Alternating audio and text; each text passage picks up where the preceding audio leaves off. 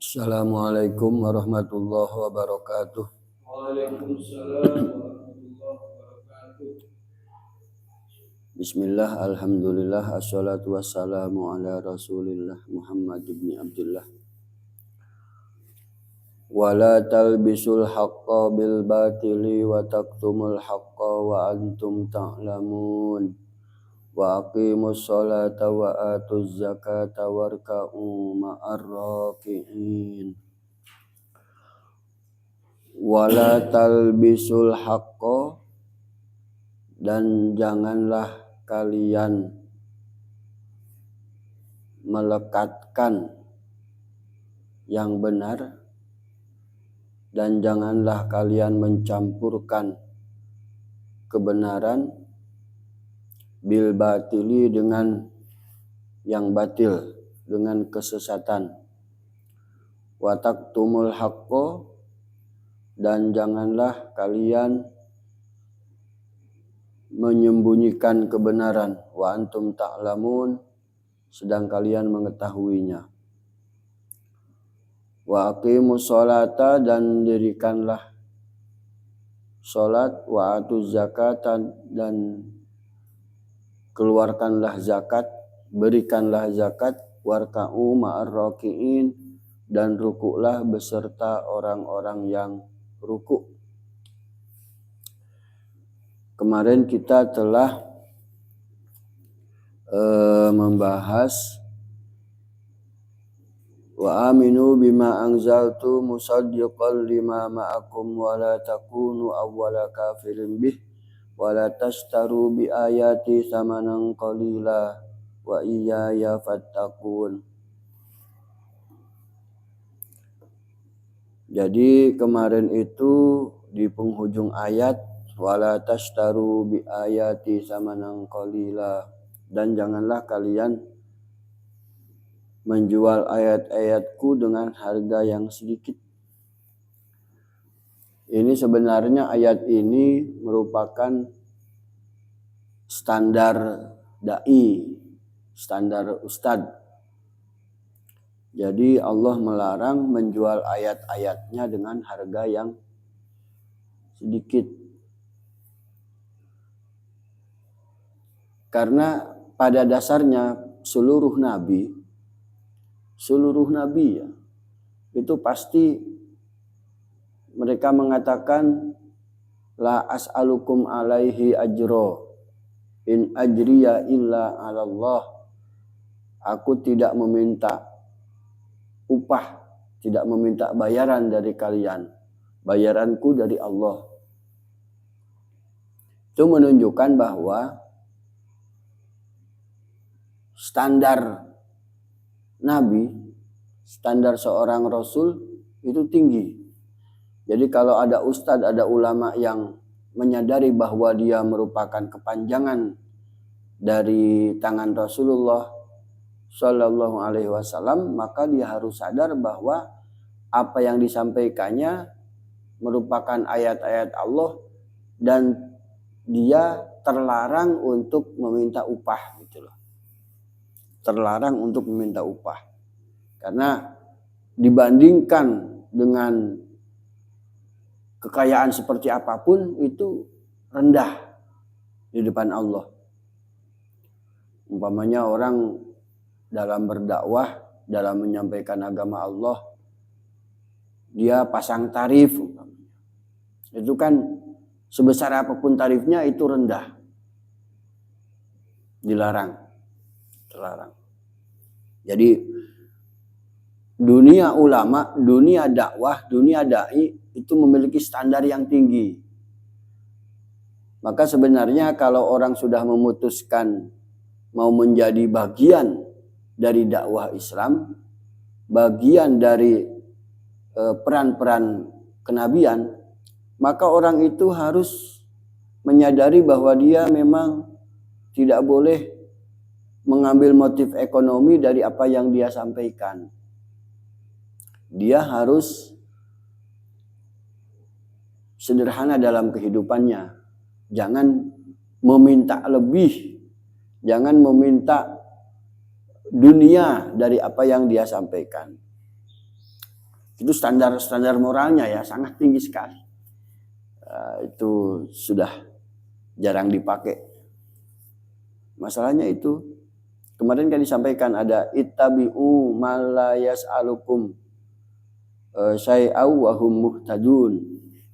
Ikutilah orang-orang yang tidak meminta upah dari kalian sedikit pun. Nah, sementara dunia semakin berkembang dan dianggap dai itu sebuah profesi, sehingga layaknya profesi dia berhak mendapatkan upah.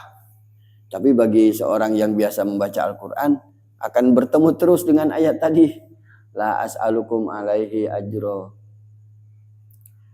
Bahkan ada sebuah pesan keras dari Allah di ayat depan di Al-Baqarah itu ada innalladzina yaktumuna ma anzalallahu minal kitabi wa yashtaruna bihi samanan qalila ulaika ma ya'kuluna fi butunihim illan nar wala yukallimuhumullahu yaumal qiyamah wala yuzakkihim walahum adabun alim. Kalau membaca ayat itu gemetar hati kita. Sesungguhnya orang-orang yang menyembunyikan ayat-ayat Allah, termasuk menyembunyikan ayat Allah itu kalau dia mendakwahkan agama tapi tidak menyampaikan pesan-pesan Allah. Yang dia sampaikan bukan ayat-ayat Allah, yang dia sampaikan isi pikirannya umpamanya. Harus hati-hati. Itu jangan-jangan bagian dari alladzina yaktumuna ma anzalallahu minal kitab. Karena sesungguhnya setiap orang yang mau menyampaikan agama itu ya harus menyampaikan pesan-pesan Allah, menyampaikan ayat Allah sebagaimana peran kenabian. Kan huwallazi ba'atsa fil ummiyina rasulan minhum yatlu alaihim ayatina, kan itu. Tugas nabi itu membacakan ayat-ayat Allah. Tugas nabi yang paling pertama itu membacakan ayat-ayat Allah, bukan menyampaikan pikirannya. Nah, itu pesan keras dari Allah. Sesungguhnya orang-orang yang menyembunyikan ayat-ayat Allah berupa Alkitab dan menjualnya dengan harga yang murah, ulaika ma ya'kuluna fi butunihim illan nar. Coba, mereka adalah orang-orang yang tidak memasukkan ke dalam perutnya kecuali api. Coba, mereka tidak memakan sesuatu kecuali itu memakan api. Betapa kerasnya kan. Jadi kalau kita berani menyembunyikan ayat Allah, tidak menyampaikan ayat Allah, atau menjualnya dengan harga yang sedikit, siap-siap saja. Sebenarnya dia sedang memakan api neraka. Wala yukallimuhumullahu yaumal qiyamah, dan Allah tidak mengajaknya berbicara. Allah tidak mengajaknya berbicara ketika berbicara dengan Allah sebuah kemuliaan. Di akhirat itu ada orang-orang yang diajak berbicara oleh Allah, diajak ngobrol mungkin. Itu sebuah kemuliaan. Lah, orang-orang yang menyembunyikan ayat Allah, menjualnya dengan harga sedikit, itu tidak, Allah tidak akan berkata-kata padanya pada hari kiamat. Wala yuzakkihim, dan tidak, Allah tidak akan mensucikannya. Na'udzubillahi min dzalik. Walahum adabun alim, dan bagi mereka siksa yang pedih. Coba. Maka standar kenabian, standar ulama, standar dai itu standarnya tinggi. Dulu kalau kita bercita-cita ingin menjadi kiai, menjadi ajengan, kan kadang kita melihat bahwa kelompok-kelompok kiai, kelompok ajengan kan kelompok mapan. Kelompok mapan secara ekonomi, kelompok yang dihormati secara sosial, diperhitungkan secara politik. Sehingga banyak orang yang mencita-citakan itu. Padahal setelah tahu standarnya tinggi. Jadi saya sadar-sadar juga setelah sering membaca Al-Quran, baru sadar bahwa standar ulama, standar dai itu tinggi. Jadi jangan coba-coba orang berspekulasi secara ekonomis sehingga dia tertarik untuk menjadi ajengan, menjadi kiai. Itu standarnya terlalu tinggi. Jadi tidak boleh menyembunyikan ayat Allah, tidak boleh menjual ayat Allah dengan harga sedikit. Termasuk seandainya ayat itu diartikan bahwa menyembunyikan ayat Allah adalah ketika dia berdakwah, ketika dia menyampaikan hal agama, tetapi dia tidak menyampaikan ayat-ayat Allah. Yang dia sampaikan malah isi pikirannya atau pendapat orang lain. Hati-hati. Jadi standar kenabian itu standarnya tinggi. La as'alukum alaihi ajro. Tetapi, ada tetapi, kemarin saya sampaikan, ada satu ayat di dalam Al-Quran yang itu jarang terungkap. Adalah orang-orang yang dia tidak sempat mencari dunia karena dia terporsir untuk berdakwah. Itu masuk dalam definisi fuqara. Lil fuqara illadzina uhsiru fi sabilillahi la yastati'una darban fil ardi yahsabuhumul jahilu agniya aminat ta'affuf. Itu di surat Al-Baqarah akhir itu ada.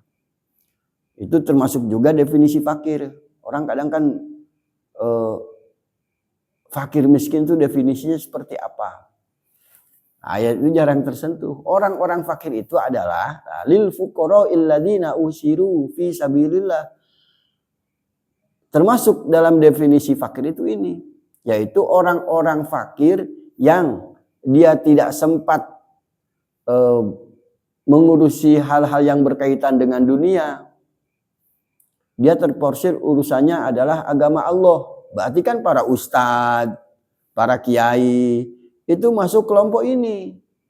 Kelompok yang dalam kehidupannya dia lebih mementingkan urusan agamanya, lebih mementingkan urusan pengajiannya, dakwahnya, dibanding dia berpikir tentang penghasilan dunianya. Terhadap orang-orang ini masuk dalam kategori fakir. Ada kan dulu yang pendapat ulama itu ketika pembagian zakat itu, ini untuk fakir miskin, tidak boleh zakat diberikan kepada kiai ustadz, tidak ada kategorinya. Coba dia tidak paham bahwa ada satu ayat ini, lil fuqara illadzina uhsiru fi sabilillah. Ini artinya kan menjadi definisi fakir. Kalau miskin kan jelas, orang miskin itu orang yang penghasilannya di bawah standar. Umpamanya layak standar hidup di Indonesia itu 5 juta per bulan. Dia punya penghasilan cuma 2 juta.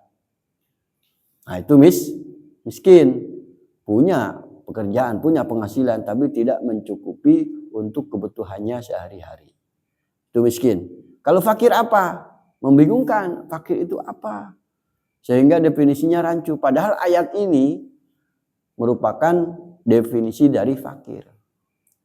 Fakir adalah orang-orang yang dia disibukkan oleh urusan dakwah, urusan taklim, urusan mengajar, sehingga melupakan urusan dunianya. Itulah orang-orang fakir. Maka sah mendapatkan bagian dari zakat.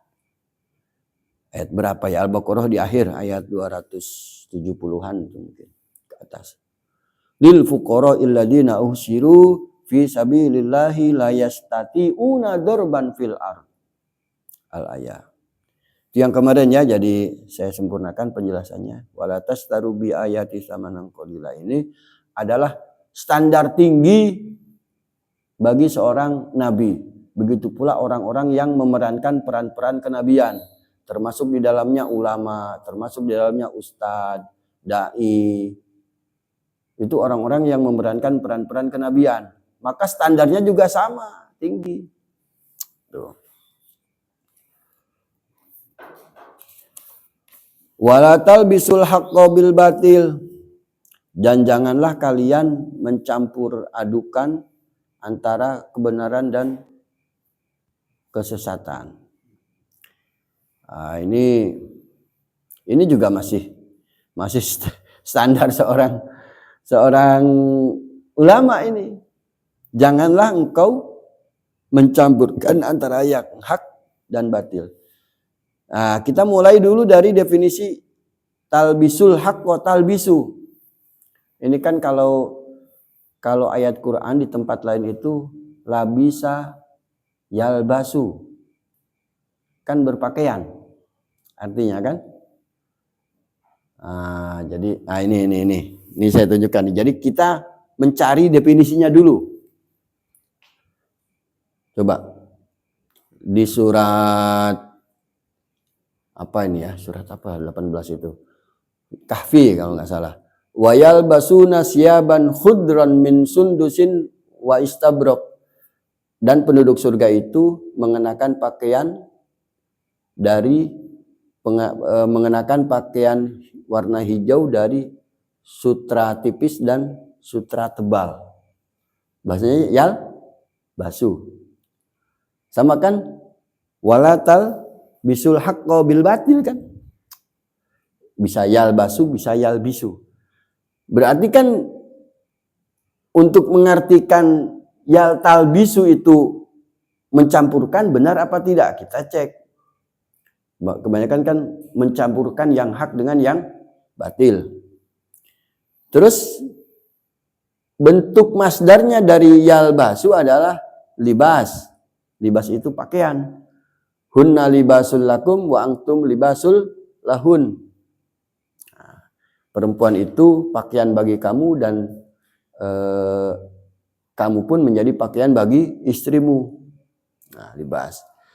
Artinya berarti walatal basu itu sebenarnya artinya salah satu artinya itu tidak mesti mencampurkan.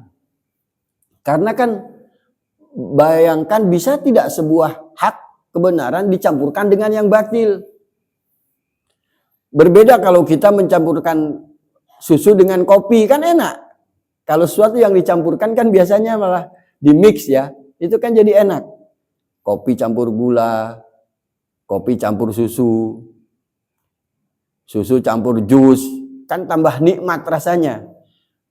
Nah, tapi kalau ini kan kebenaran dicampur dengan kebatilan. Itu kan seperti minyak dan air, tidak mungkin bisa bercampur. Maka arti yang tepat yaitu ya seperti pakaian, mengenakan pakaian. Berarti kan kalau pakaian itu kan baju kita gunakan, kan melekat. Tapi tidak bercampur, dia melekat di tubuh untuk melindungi tubuh. Nah, berarti sebenarnya walatal bisul haqqo, janganlah kalian menyelimutkan kebenaran terhadap kesesatan. Paham? Jadi seperti gini, jangan engkau menutupi kebatilan dengan kebenaran. Umpamanya orang itu sebenarnya jahat. Sebenarnya jahat, tapi ditutupi dengan seolah-olah baik gitu loh. Jadi orang itu koruptor, tapi kemudian kita tutupi. Kejahatannya kita tutupi ya. Dengan umpamanya, ya tidak apa-apalah, itu kan bukan korupsi, itu mah jasanya dia menolong kita. Kita bikin KTP harusnya gratis.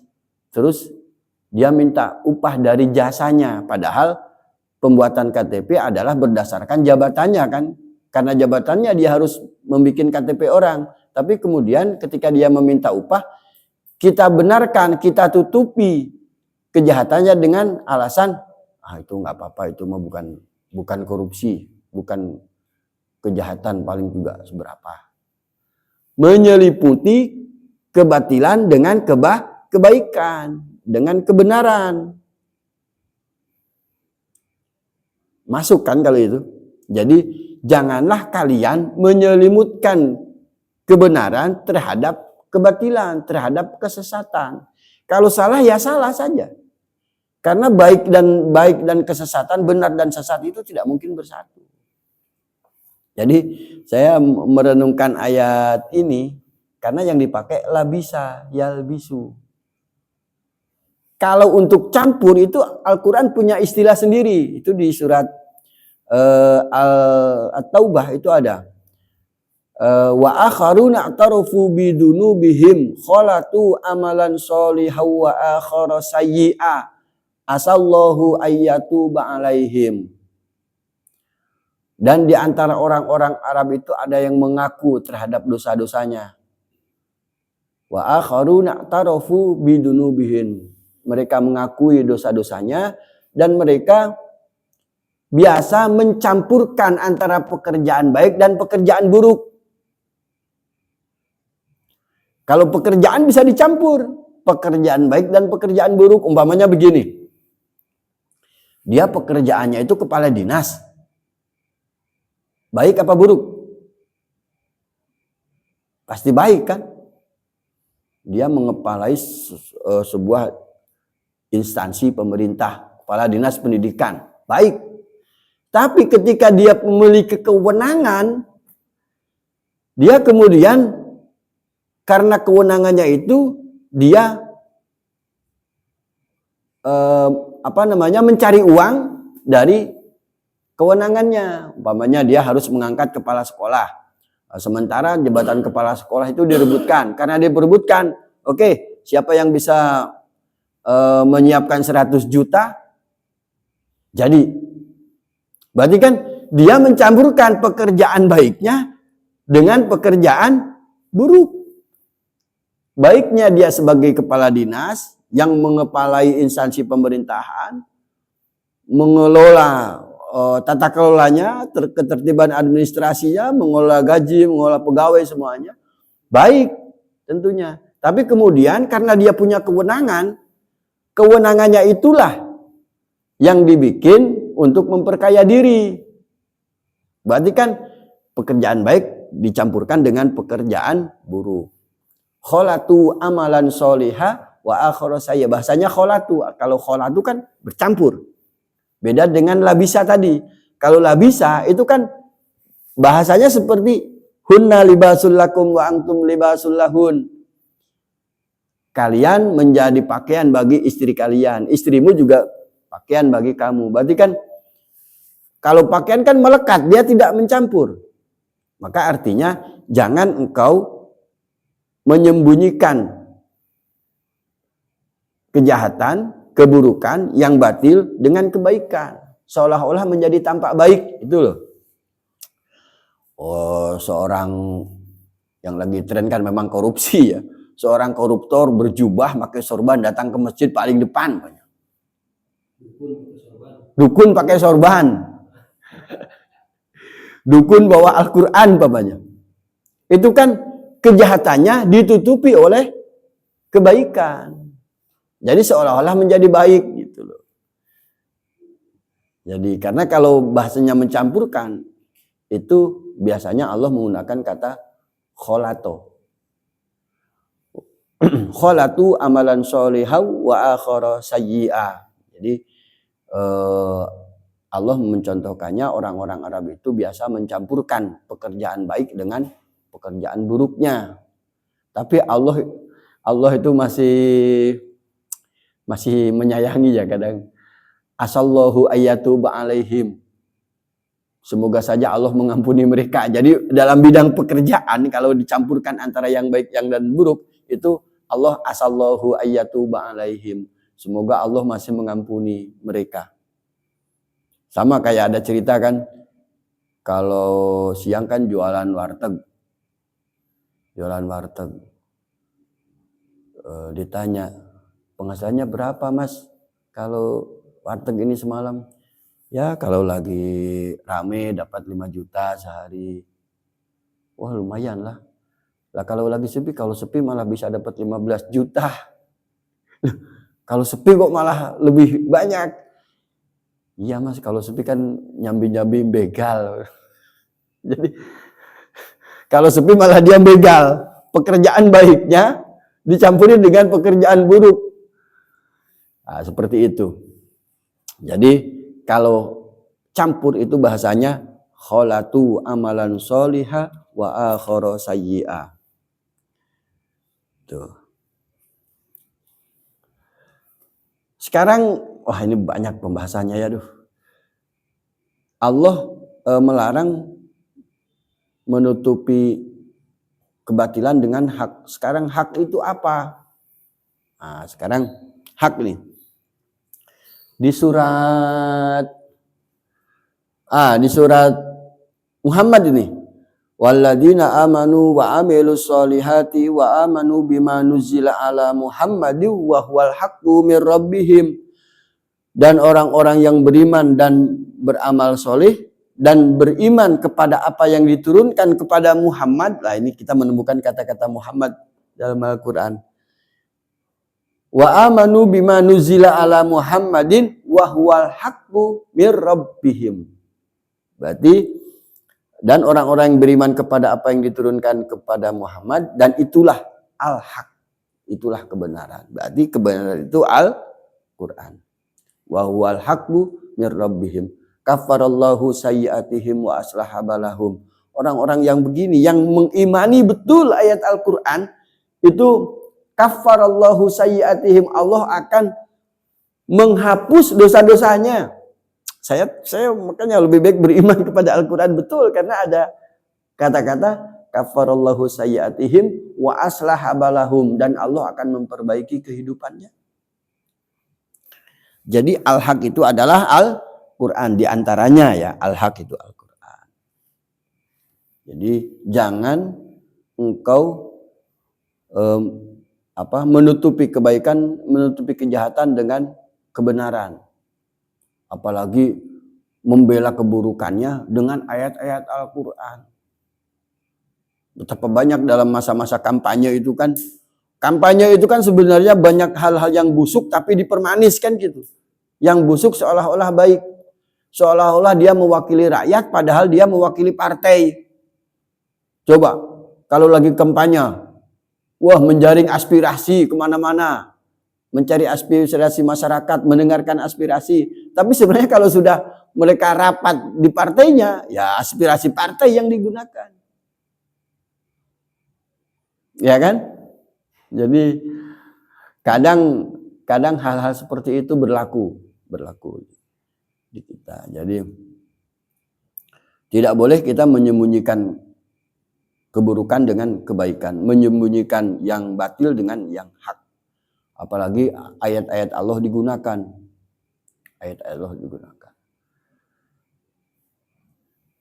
Itu hak ya. Kalau al-batil itu ya kebalikannya. Al-batil itu adalah kitab-kitab yang disucikan oleh mereka selain Al-Quran. Umpamanya orang itu punya kitab perdukunan, dianggap kitab perdukunannya itu adalah kitab sucinya umpamanya. Nah, itu batil. Ya, itu batil.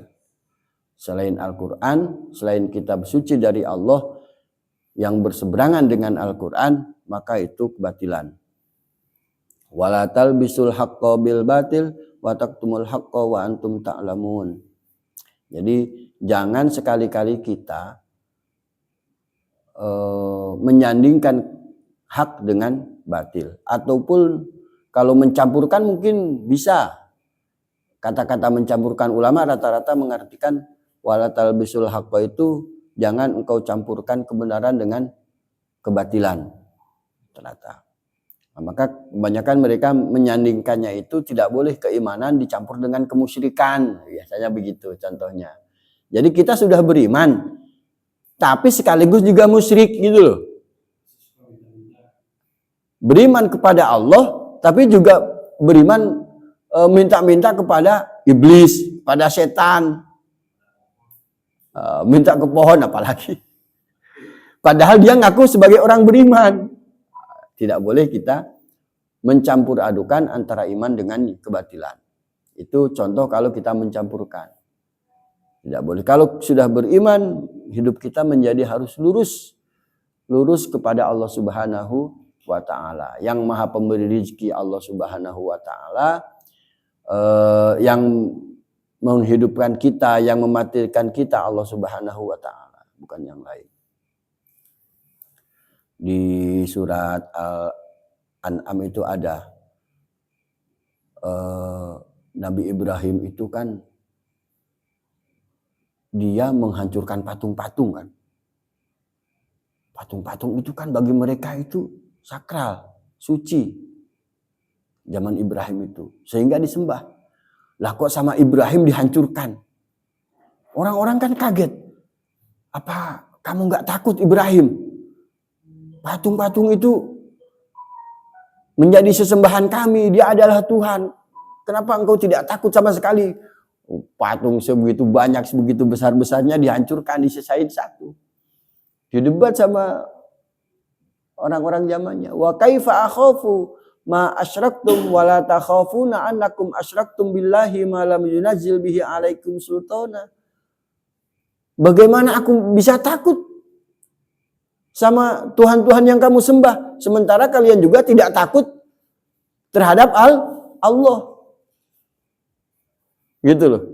Jadi kalau ada selain Allah yang disembah orang-orang, yang yang diikuti perintahnya, kita tidak boleh sama sekali takut. Jadi umpamanya gini, orang itu biasa dia mengabdi kepada setan, mengabdi kepada jin. Terus kita sebagai orang beriman tidak boleh ada sedikit pun takut. Bagaimana aku takut pada Tuhan-Tuhan yang kalian sembah itu, sementara kalian juga tidak takut sama Allah. Kata Ibrahim, fa'ayyul fariqaini ahaqqu bil amni in kuntum ta'lamun. Coba saja lihat, siapakah yang lebih aman, yang lebih nyaman, yang lebih selamat antara dua kelompok itu, antara orang yang menyembah patung dan menyembah Allah. Fa'ayyul fariqaini ahaqqu bil amni in kuntum ta'lamun. Maka dijelaskan di ayat selanjutnya, alladzina amanu wa lam yalbisu imanahum bidzulmin ulaika lahumul amnu wa hum muhtadun. Orang-orang yang beriman dan tidak mencampurkannya dengan kezaliman, itulah yang selamat. Orang-orang yang akan aman. Itu bisa dua diartikan. Pertama, orang yang tidak mencampurkan keimanan dengan kejahatan, dia akan selamat. Orang beriman yang tidak neko-neko, tidak membuat kejahatan, Allah janjikan itu orang akan selamat. Maka kalau pengen selamat setelah kita beriman, ya jangan berbuat kejahatan. Allah akan kasih keamanan kepada kita. Yang kedua, bidulmin itu diartikan kemusyrikan. Artinya ketika sudah beriman, jangan kemudian keimanan kita disandingkan dengan musyrik. Jangan keimanan kita dicampurkan dengan kemusyrikan. Maka itu ulaika lahumul amnu. Mereka itulah orang-orang yang akan selamat. Orang-orang yang akan merasa aman. Aman dari siksa Allah di dunia dan aman dari siksa Allah di akhirat. Gitu. Jadi kalau kita tidak mencampurkan keimanan kita dengan kejahatan, dengan kemusyrikan, itu janji Allah, mereka itulah orang-orang yang akan mendapatkan keamanan. Paham ya? Walatal bisul haqqo bil batil itu. Jadi jangan sekali-kali menutupi kejahatan dengan kebaikan, menutupi kejahatan, kekeliruan dengan kebenaran. Tidak boleh. Itu jadinya kalau disifatnya kan menjadi seperti orang musyrik, seorang munafik. Wa antum ta'lamun, dan sementara kalian mengetahuinya, kalian sudah mengetahui bahwa ini salah, bahwa ini jahat, tapi kemudian kalian tutupi kejahatan itu. Wa antum ta'lamun, sementara kalian mengetahuinya. Wa aqimu sholata wa atuz zakata warka'u ma'ar raki'in, dan dirikanlah sholat, bayarlah zakat, dan warka'u ma'ar raki'in, rukulah beserta orang-orang yang ruku. Ayat keduanya ini sudah cukup jelas ya. Jadi kita setelah beriman itu, hendaklah kita mendirikan sholat, membayar zakat. Itu yang utama ya, yang utama. Sering saya sampaikan, kenapa ayat perintah sholat selalu berbarengan dengan perintah zakat. Ya kan? Selalu berbarengan. Ketika saya pernah menanyakan kepada seorang ulama, dijawabnya karena sama-sama wajib. Saya berpendapat lain. Kalau sama-sama wajib, Ramadan, puasa Ramadan wajib, tapi tidak dibarengkan perintahnya dengan sholat. Ya kan? Jadi ini sebenarnya rahasianya bukan pada sama-sama wajibnya, tetapi sholat dilakukan tiap saat kan. Tiap hari kan kita sholat. Maka zakat juga bisa dilakukan tiap hari, tiap saat. Ini nanti kita akan eksplorasinya definisi zakat. Jadi sebenarnya kan definisinya zakat itu sebuah pemberian apapun namanya zakat. Kita bentuk berderma memberikan sebagian penghasilan kita pada orang-orang, kepada yang membutuhkan, itu namanya zakat untuk membersihkan jiwa kita. Jadi zakat itu lingkaran besarnya. Zakat itu. Nah, kemudian ada yang diberikan ketika mencapai nisab. Itu sebenarnya nama aslinya ya, mengikuti dalam Al-Qur'an, innamas shadaqatu lil fuqara'i wal masakin. Al-ayah 8 golongan itu kan. Kan innamas shadaqah. Berarti sebenarnya arti sebenarnya kalau sedekah itulah nama kewajiban yang kita definisikan sebagai zakat. Maka Allah kan tidak innamaz zakatu, tapi innamas shadaqatu lil fuqara'i wal masakin. Kalau zakat kan dibarengkan dengan Quran, dengan sholat. Wa aqimus sholah wa atuz zakah. Berarti zakat itu sebuah nama umum untuk sebuah pemberian apa saja. Kita memberi orang saja tengah jalan, orang ini kayaknya membutuhkan, diberi. Itu zakat. Kita membantu orang miskin tetangga kita. Kita memberikan beasiswa. Tidak dalam hitung-hitungan. Umpamanya, ini ada anak yatim berkumpul. Kita kemudian kasih santunan. Tidak pakai perhitungan apapun. Itu masuk kategori zakat. Zakat itu nama untuk sebuah pemberian. Kepada siapapun, kapanpun, itu zakat. Dari zakat itu kemudian terbagi, ada yang namanya sedekah, ada yang namanya infak. Kalau sedekah berarti adalah sebuah pemberian berdasarkan penghasilan kita. Umpamanya gini, kita dalam berbisnis hari ini punya transaksi yang keuntungannya 10 juta. Maka saat kita selesai bertransaksi dan mendapatkan keuntungan, hari itu juga keluarkan.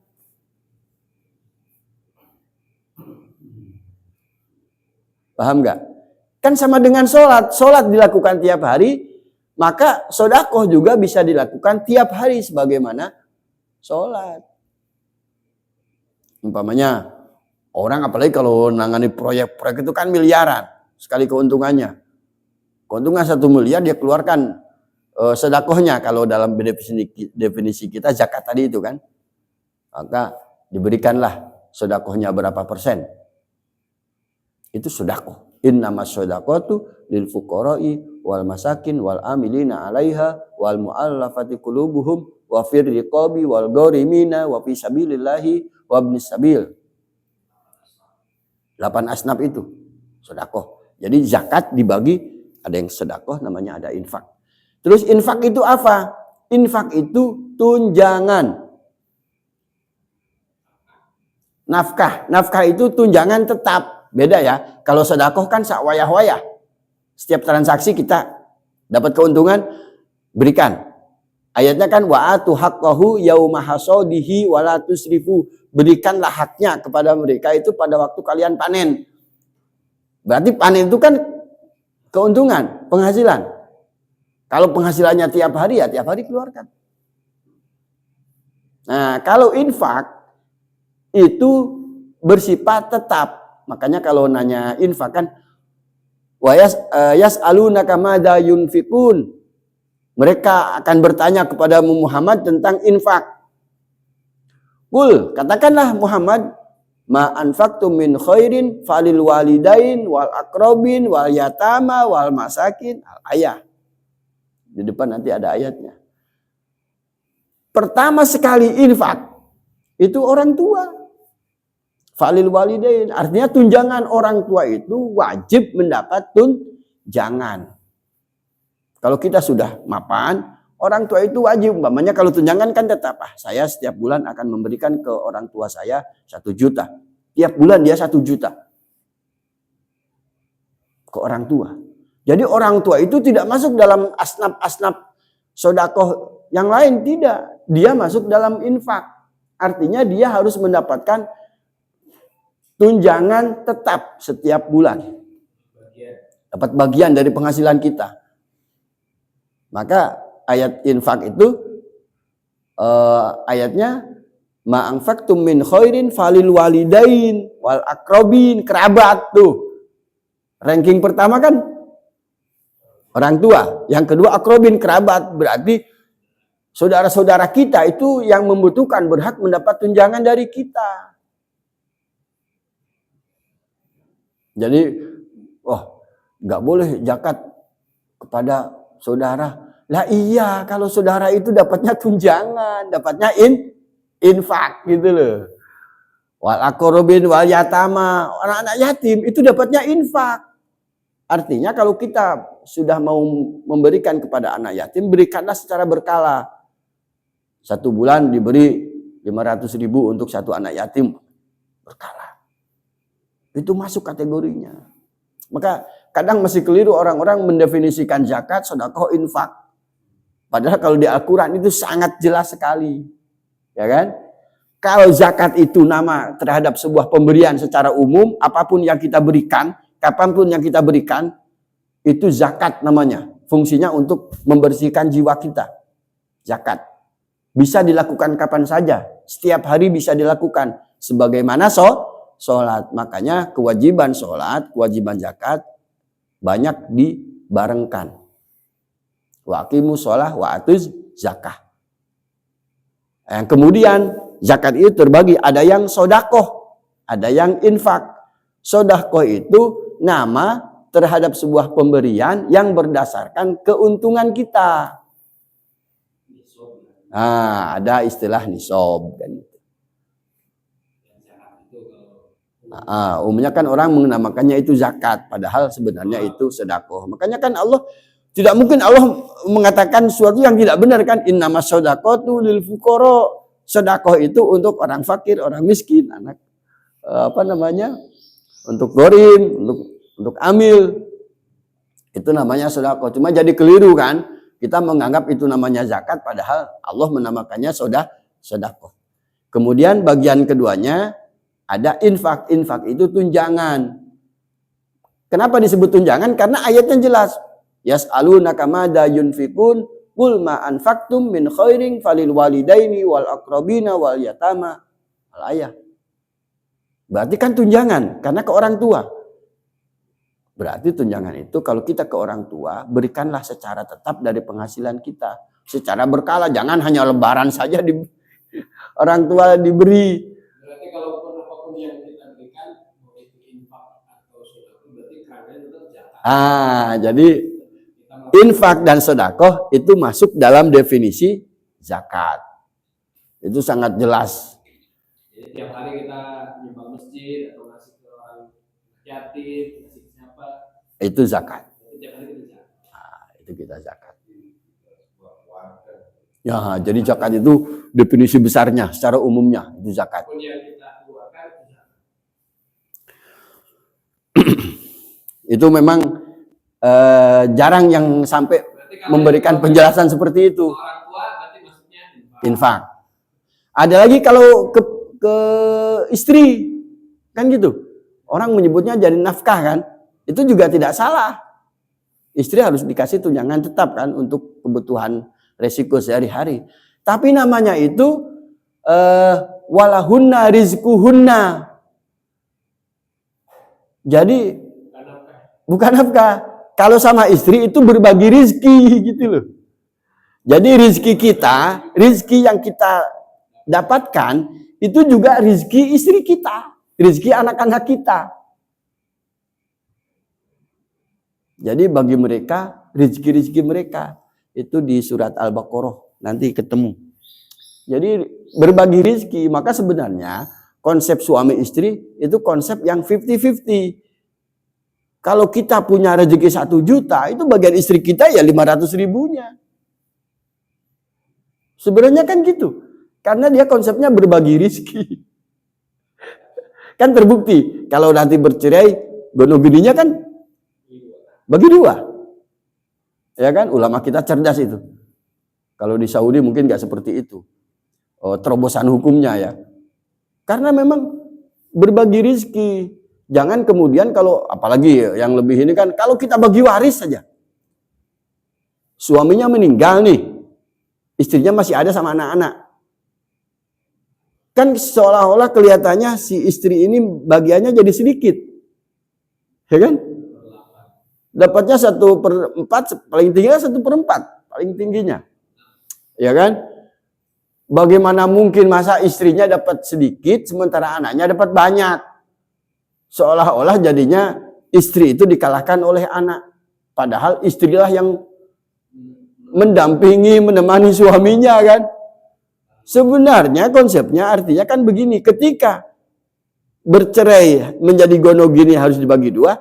Ketika meninggal salah satu pun itu digonoginikan dulu. Jadi kalau suami istri meninggal, suaminya meninggal, dibagi 2 dulu hartanya. Istri dapat separuh, suami dapat separuh. Lah, dari separuh yang ditinggalkan suami ini, dibagilah itu sebagai warisan. Ya, jadi nanti istri dapat 1/4 tetap banyak. Jangan menghilangkan dominasi ibu, seorang ibu. Tapi kan umumnya kan bagian ibu itu jadi sedikit. Nah, itu sebenarnya. Ya bayangkan, kan sering terjadi begitu. Banyak yang bapak biasanya, bapaknya diusir.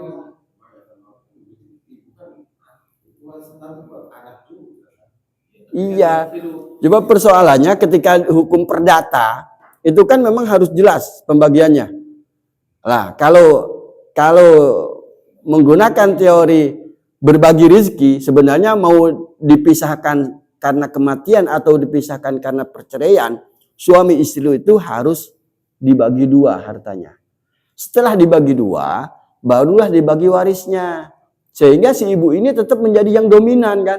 Si istri ini tetap menjadi yang dominan.